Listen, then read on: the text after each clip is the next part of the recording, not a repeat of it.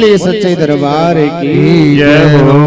तो वशिष्ठ देव जी प्रार्थना करते हैं माँ भगवती पारंबा से, हे जग जननी, हे माँ भगवती, मेरी इच्छा को पूरा करिए माँ। श्राद्ध देव मनु के जो पुत्री हुई है इला नाम की, उसको पुत्र रूप में ही बना दीजिए माँ, सदा सदा के लिए पुत्र ही बनी रहे। तो माँ भगवती कहने लगी कि श्राद्ध देव मनु को बोल दो कि मेरे 9 दिन के नवरात्रे का व्रत करेंगे और मेरे देवी भागवत महापुराण की कथा को सुनेंगे। यदि श्राद्ध देव मनु श्रद्धा के साथ में मेरा यज्ञ करेंगे, मेरी कथा को सुनेंगे, तो उनकी मनोकामना अवश्य ही पूर्ण होगी। बोलिए सच्चे दरबार की जय हो।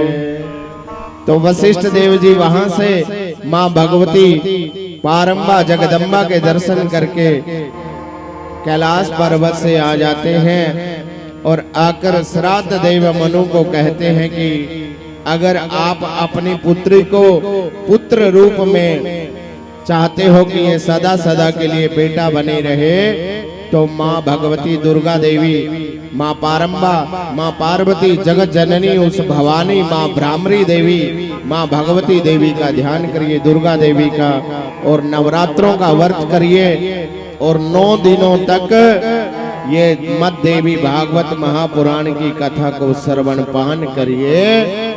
माँ भगवती की कृपा से आपकी हर मनोकामना पूर्ण होगी। तो श्राद्ध देव मनु बड़े प्रसन्न हुए और वशिष्ठ जी से कहने लगे, प्रभु ये शुभ कार्य फिर मैं आपके ही श्रीमुख से सुनना चाहता हूँ, ये तो शुभ कार्य आपने ही करवाना होगा फिर। तो श्राद्ध देव मनु मुख्य श्रोता बन गए, यजमान बन गए और वशिष्ठ देव जी से उन्होंने 9 दिनों तक ये मद देवी भागवत महापुराण की कथा को श्रवण पान किया। और स्वप्न में एक दिन माँ भगवती राज राजेश्वरी, वो जग जननी, वो भवानी माँ भगवती ब्राह्मणी देवी प्रसन्न होकर वरदान देके चली गई, हे राजा, मैं तेरे 9 दिनों के व्रत से, तेरी देवी भागवत की कथा से प्रसन्न होकर मैं आज तुझे वरदान देकर जा रही हूँ कि जो तुम्हारी ये पुत्री है इला, भोले बाबा ने तो वरदान दिया था 1 महीना पुरुष रहेगी, 1 महीना स्त्री रहेगी, लेकिन मैं आपको वरदान देके जा रही हूँ कि ये सदा सदा के लिए पुत्र बनी रहेगी। बोलिए सच्चे दरबार की जय हो। माँ के प्यार की जय, ब्राह्मणी मैया की जय हो। तो जैसे ही नवरात्रि का यज्ञ संपूर्ण किया, मद देवी भागवत महापुराण की कथा संपूर्ण हुई, उसके बाद में माँ भगवती ने वो इला नाम की कन्या को पुरुष रूप में बना दिया।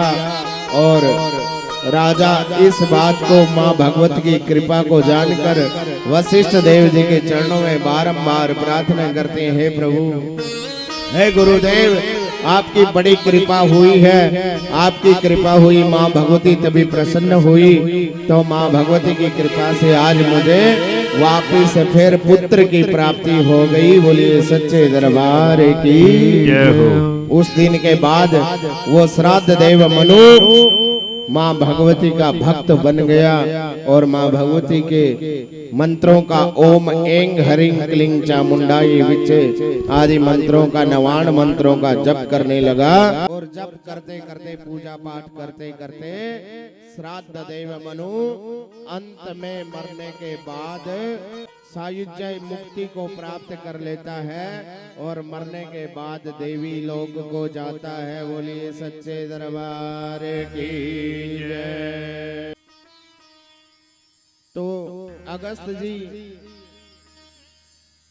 को जब ये कथा सुनाई कार्तिकेय जी महाराज ने कि माँ भगवती की कृपा श्राद्ध देव मनु पे भी हुई है, तो पूछते हैं महाराज, ये एक महात्म्य तो आपने सुना दिया, अब मेरी और भी सुनने की इच्छा है। एक कथा और भी सुनाइए कि और किस किस के ऊपर माँ भगवती की कृपा हुई है। तो कार्तिकेय जी सुनाते हैं अगस्त जी को कि हे अगस्त जी, एक बार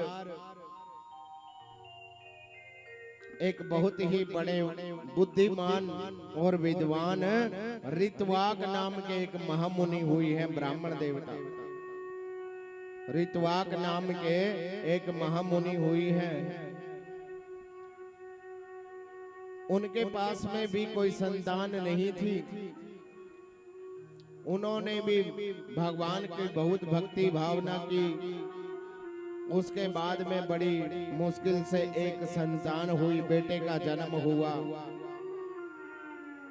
ऋतवाक मुनि ने क्या किया श्रोताओं, जो उनका पुत्र उत्पन्न हुआ था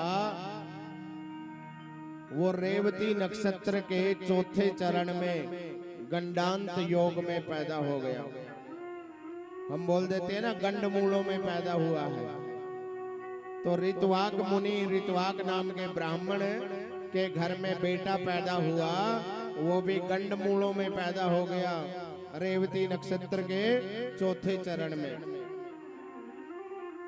तो जैसे ही उस ब्राह्मण के घर में, उस मुनि देवता के, उस ऋषि के घर में उस ब्राह्मण का पुत्र उत्पन्न हुआ महाराज, उसी दिन से वो ब्राह्मण बीमार रहने लग गया और लोभ और क्रोध के भी वशीभूत हो गया।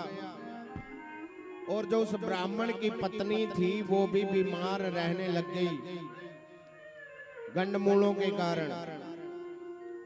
और वो जो बच्चा था वो भी बड़ा दुष्कर्म करने लग गया, पाप कर्म करने लग गया, अनेक प्रकार के ऊट पटांग करने लगता है। जब वो छोटा होता है, चिड़चिड़ापन, गुस्सा वगैरह ज्यादा करना, लड़ाई झगड़ा करना।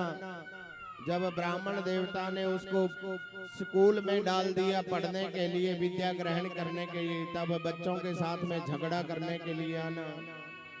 हर रोज कभी किसी बच्चे की कॉपी फाड़ दी, कभी किसी को थप्पड़ मार दिया, किसी को कुएं में धक्का दे दिया। ऐसे अनेक प्रकार के वो बुरे कार्य करता था। हर रोज के उलाने आने लग गए कि ब्राह्मण देवता या तो अपने पुत्र को समझा लो, नहीं तो ये बात अच्छी नहीं होगी। अब हर रोज के उलानों से भी ब्राह्मण देवता बड़ा परेशान हो गए, तंग हो गए। और वो जैसे ही वो पापी, वो दुराचारी, जैसे ही वो लड़का बड़ा हुआ तो अपने माता पिता की तो वो कभी सुनता ही नहीं था।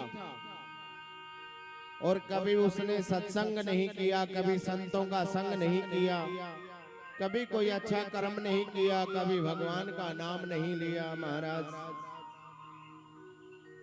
तो वो ब्राह्मण का लड़का जब बड़ा हुआ तो उसने क्या किया, एक ऋषि के बेटे की नई नई शादी हुई थी, तो उसने जबरदस्ती वो ऋषि के पुत्र की जो पत्नी थी वो जबरदस्ती हरण कर ली। जबरदस्ती उसकी पत्नी को छुड़ा के ले गया। ऐसे ऐसे बुरे कर्म करने लगा। अब ब्राह्मण देवता तो बड़े दुखी हो गए। देखिए, अगर कुपुत्र पैदा हो जाए, ब्राह्मण कहने लगा ऐसे बेटे से तो अच्छा है अगर इसकी माँ बांझ ही रहती तो ही अच्छा था, क्योंकि जननी जन तो भक्त जन, या दाता के सूर, नहीं तो रहे जा बांझड़ी मत गवाजे नूर। अगर बेटे को जन्म दिया है न तो सुंदर शिक्षा भी देना सिखाओ।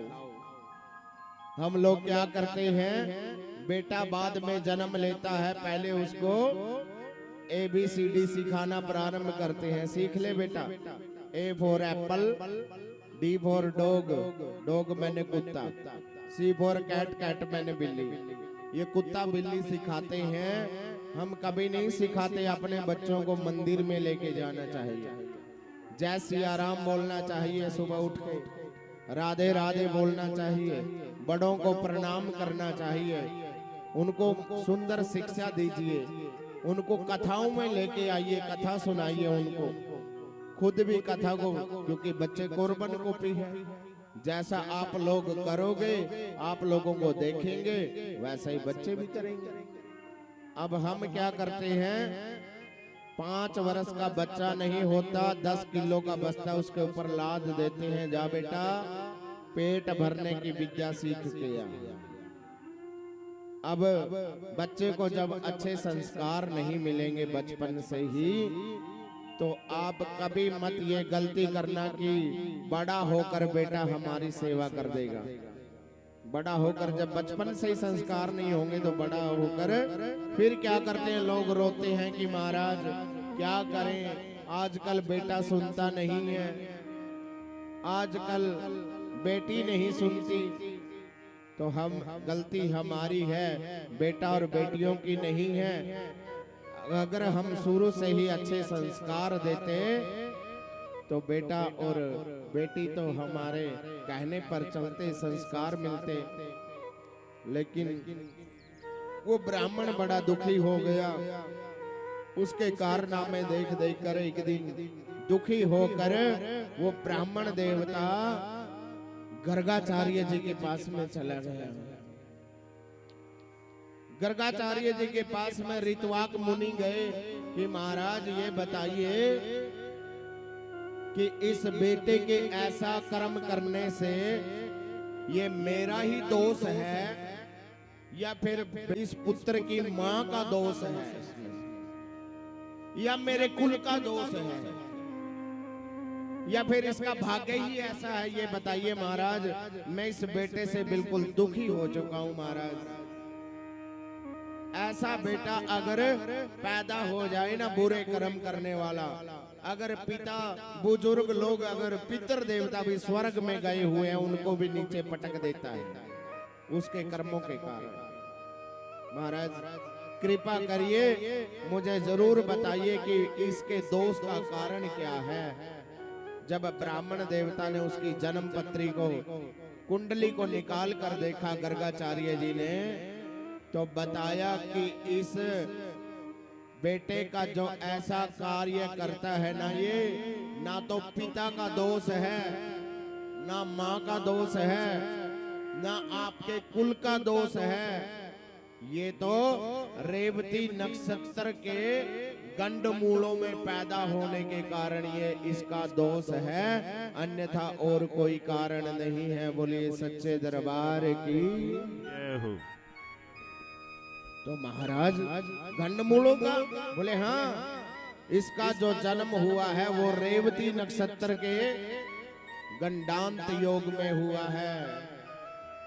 तो ऋत्वाक मुनि तो मूर्छित हो गए बेचारे क्रोध के मारे, और जैसे ही क्रोध खुला तो महाराज रेवती नक्षत्र को श्राप दे दिया कि हे रेवती नक्षत्र, तेरे कारण मेरे पुत्र की ऐसी दशा हुई है, जा मैं तुझे श्राप देता हूं, तुझे नक्षत्र मंडल में रहने का कोई अधिकार नहीं है।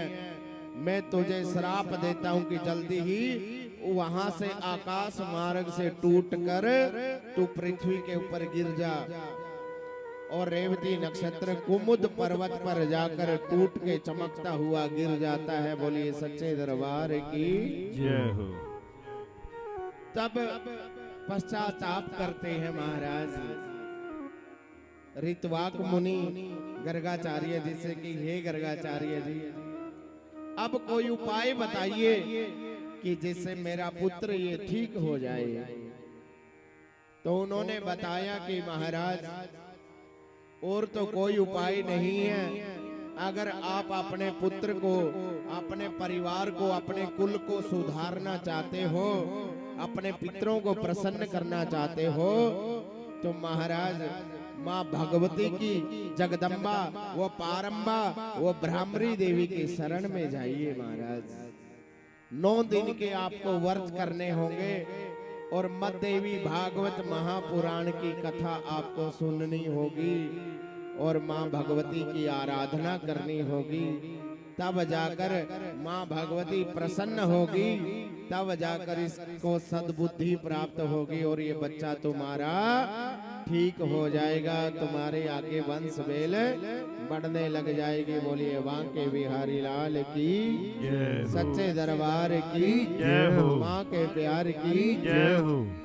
तब ऋतवाक मुनि घर जाते हैं और माँ भगवती की आराधना में माँ भगवती के 9 दिन के व्रत करने लगते हैं और माँ भगवती की देवी भागवत महापुराण की कथा गर्गाचार्य जी से श्रवण पान करते हैं और प्रार्थना करते हैं। आइए माँ के चरणों में चलते हैं। बोलिए सच्चे दरबार की जय। चोरी चोरी मैया रानी आ गई रे आज मेरे भवन में। जय हो। बोलो सच्चे दरबार की जय। तो आज घर बुलाते हैं माँ को ऋतवाक मुनि। आइए आनंद लेते हैं। चोरी चोरी मैया रानी आ गई रे आज मेरे भवन में। चोरी चोरी मैया रानी आ गई रे आज मेरे